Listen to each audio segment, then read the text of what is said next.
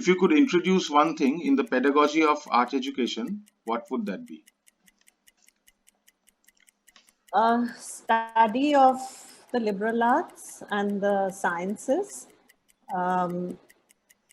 Subjects like literature, music, politics, history, aesthetics, philosophy, and sciences like physics, botany, zoology, so many other things. Because, artists are not created in isolation. What you learn in the studio is not necessarily what makes an artist. You need wider exposure, you need, a wider sphere of understanding.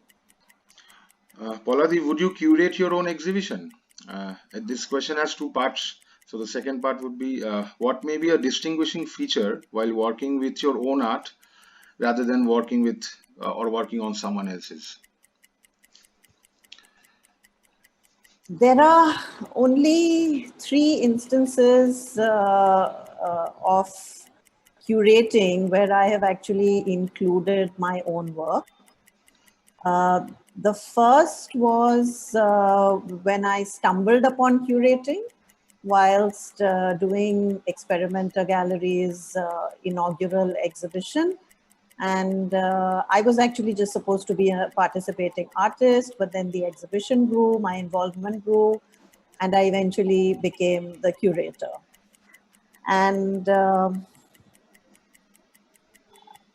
it was not supposed to be a curated exhibition at all.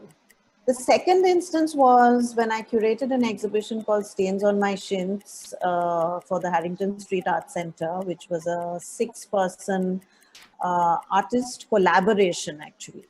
So these were artists who I had known and worked with for a long time, and over many years, and we had sort of mutually complementary practices, and we came together to do this exhibition. So we were all collaborators on the project. It was not so much curating. The third instance was when I curated together with Kamila Hadi Chaudhary an exhibition for the Sharjah Art Museum which was an exhibition of Indian and Pakistani prints. And my co-curator, Kamila, was very insistent on having my work. And of course, that exhibition extended to contemporary printmakers as well from both countries. So these were the only 3 instances where I actually, in my curatorial work, my own work was included. But this apart, the answer is no, because, to curate, one always needs to achieve a certain distancing. And that is very difficult with your own work.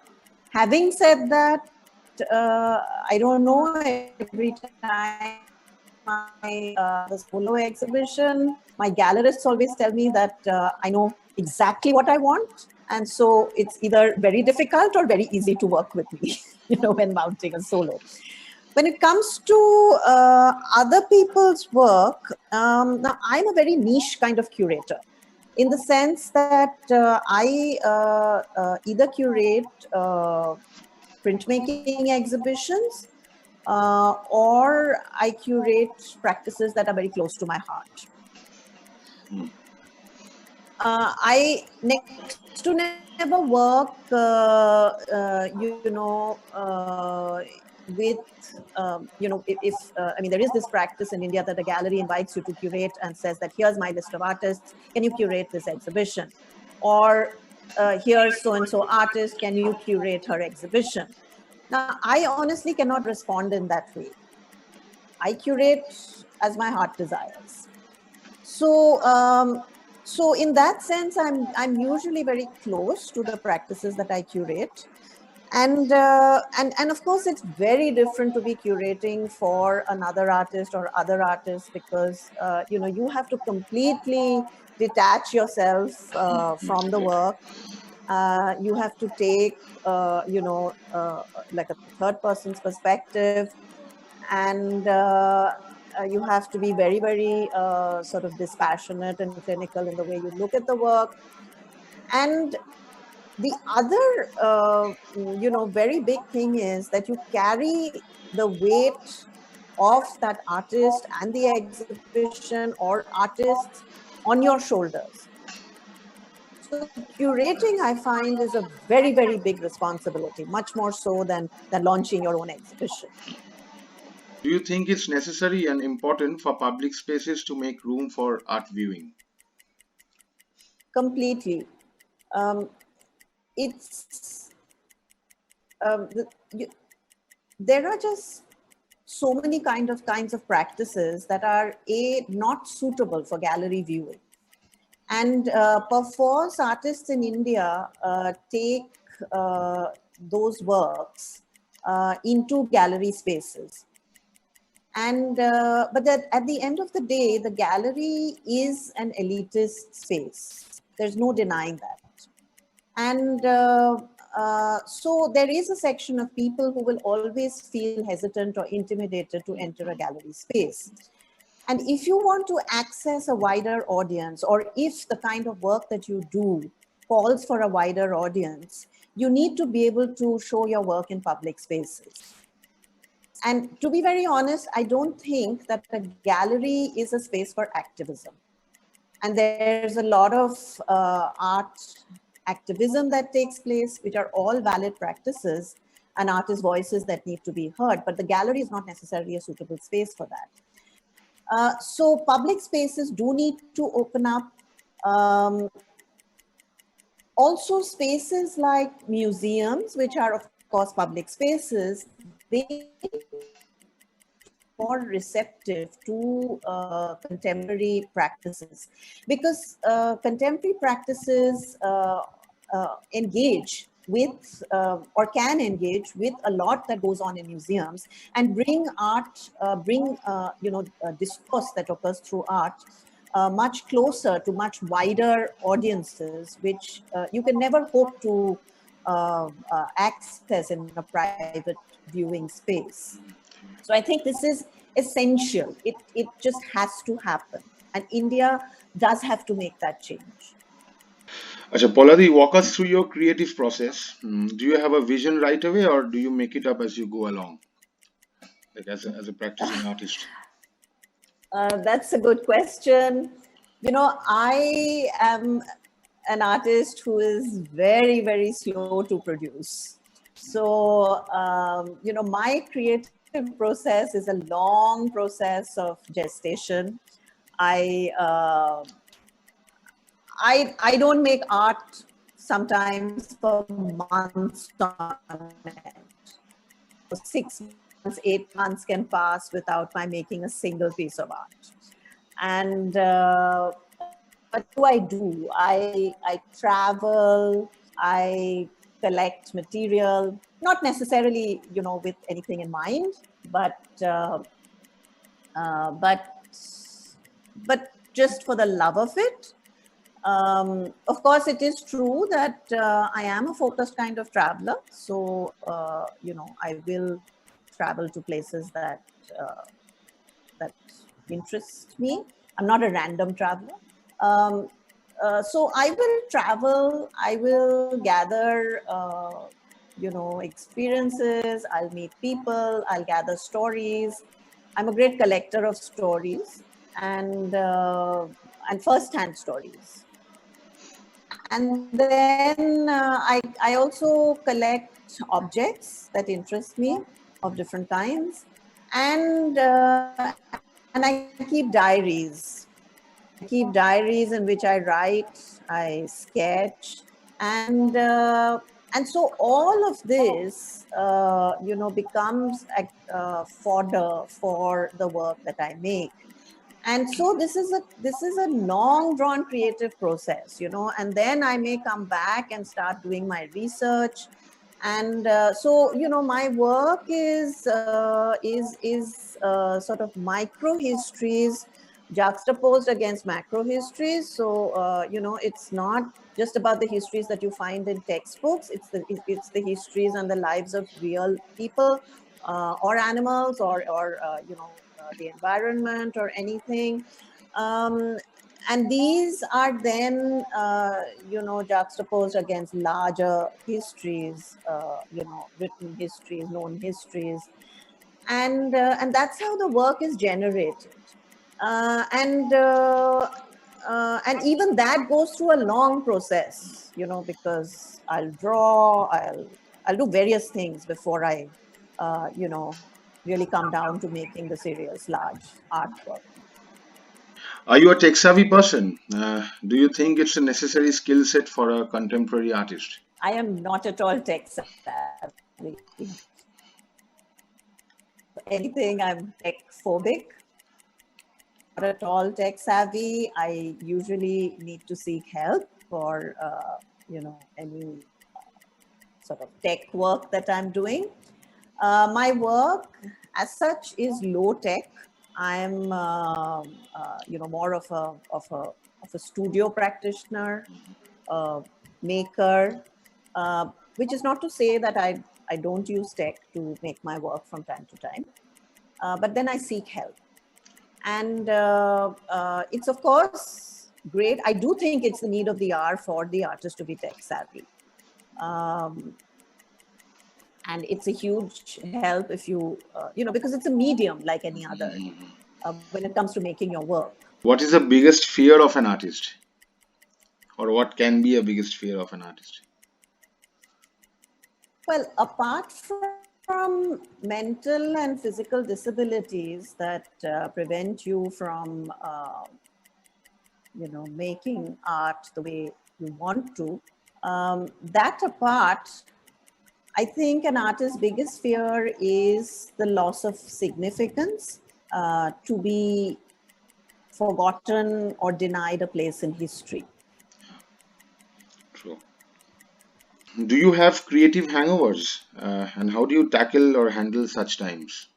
Creative hangovers. My transition from one body of work to another is a seamless, organic process. I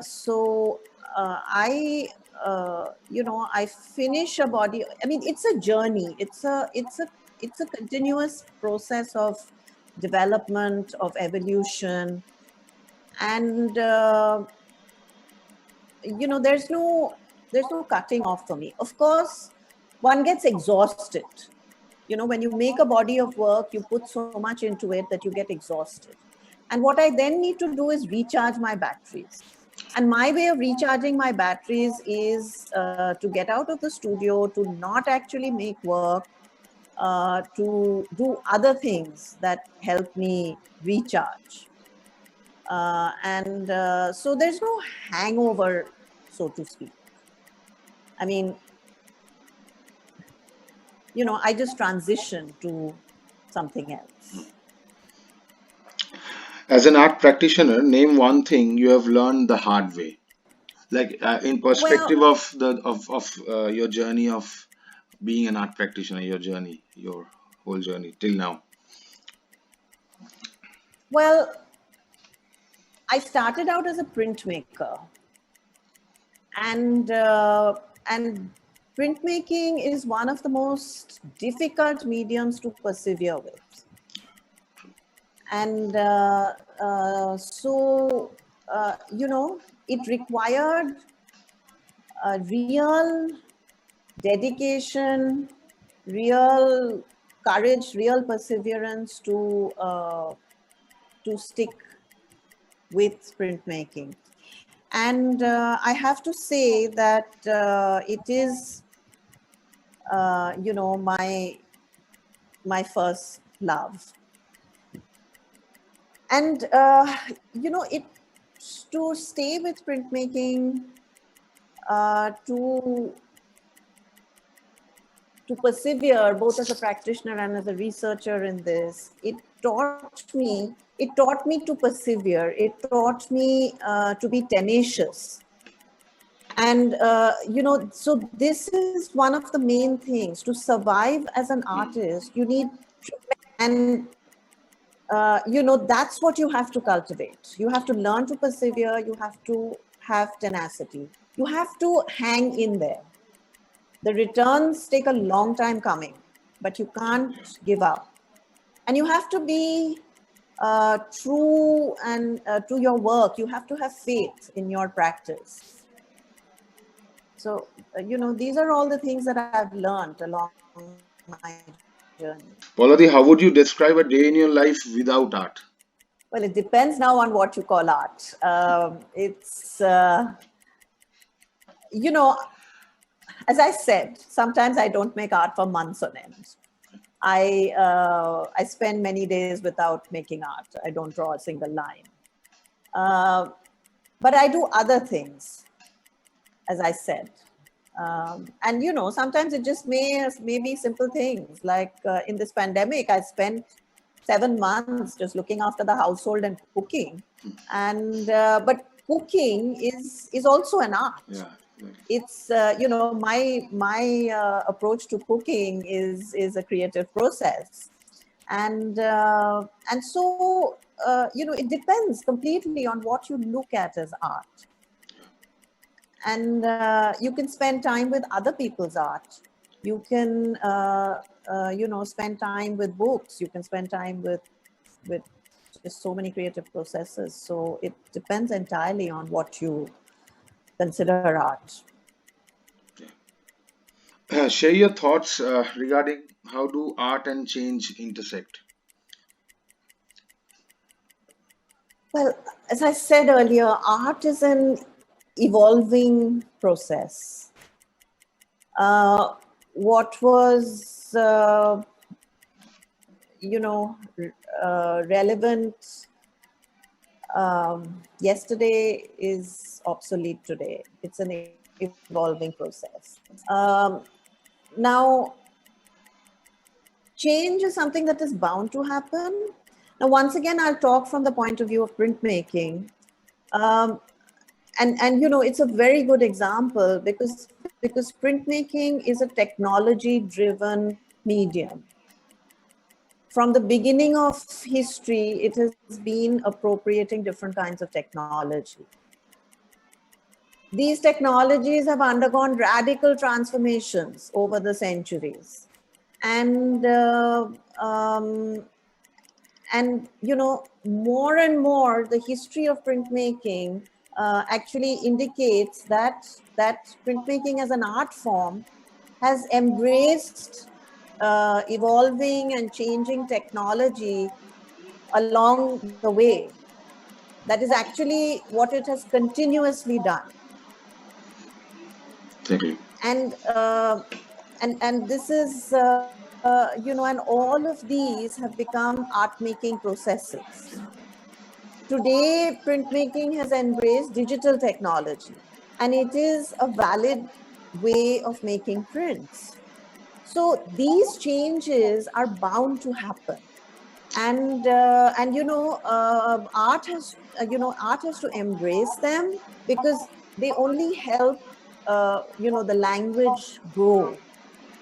And of course, if you talk about concerns, if you talk conceptually, of course, concerns change. With time, artists are thinking individuals, they generate knowledge, they respond to their circumstances. So, change is constantly reflected in their work. What advice can you give artists who are just starting out?